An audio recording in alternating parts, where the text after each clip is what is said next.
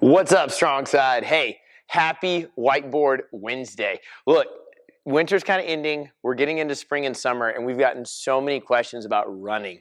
Like, how do I run better? How do I go enjoy a 5K or a Spartan race, or some of you guys doing triathlons? Basically endurance training. So what I want to talk to you about today is how to stack and periodize your endurance training. Whether you're doing something like couch to 5K, or dude, some of you guys are doing marathons this year, or oh man, I heard two of you guys doing those crazy like 20, 30 mile Spartan races. Crazy. Look, endurance training breaks down to a few key concepts. It's one of the few things that we know really, really well. And I'm going to share with you 3 things that I use in all mine, my clients, whatever, endurance training programs. Number 1, this isn't even part of the 3, is strong side should be your base. So I'm not up here just selling strong side. I mean, I am all the time, but it is extremely critical to keep your workout classes as your base of fitness. You need a base of strength training. A lot of runners get hurt because they take out all the loading and they just try to go run a really long time. So they lose muscular strength and capacity, and then they go slam their body into the pavement for hours and hours and hours, and they get hurt. Same thing with like a Spartan race or a mud run, and they run really fast, they jump over stuff, but they have no baseline strength. Your 3-4 classes a week should definitely count as your base all the time. Do not change that. Okay, here's thing number 1. Thing number 1 that I would recommend is going up, up, down. So when you're building a training program, like let's say you're going to go run a 5K or a 10K or something like that, and you're saying, how long should I run this week and how long should I run next week? I would encourage you, whether you go online or whether you make your own program, take your miles and go up, up, down. That's a really good way to not get hurt and see progression. So maybe on Saturday of the first week, you run 1 mile. And then Saturday of the next week, you run 1.5 miles. Then Saturday on the 3rd week, you go back down to 1. Then you start back over at 1.5, go to 2, go down to 1.5. And you kind of repeat that rhythm. I'm just making those numbers up. I would only jump like a 1/2 mile to a mile each week. But when you're looking at your long days, when you're getting ready for a long race, you're getting ready for a Murph or something like that, 2 up, 1 down, repeat that. That is a great way to build a baseline endurance. All right, number 2 is going long 1 to 2 times a month. All right, so I'm gonna write that down.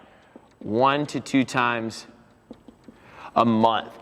A lot of people want to go long all the time. Your body's not going to work like that. It's like trying to PR your squat every single week. That's not going to work. I would strongly encourage you that let's just make math easy. Let's say you're getting ready for a 10-mile race. You don't really need to run more than 8 miles in training if you're really trying to prep to just to complete it. So you really only need your long mileage days on the 2nd and 4th weekend of the month. If you're starting to go long every weekend, every Saturday, I'm going to add a mile, I'm going to go farther and farther, you're probably going to get hurt.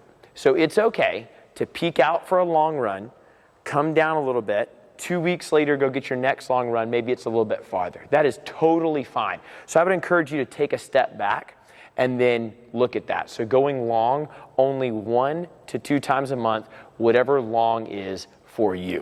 All right, number 3. I think this is an amazing concept to think about, but this is getting your volume in 1 week.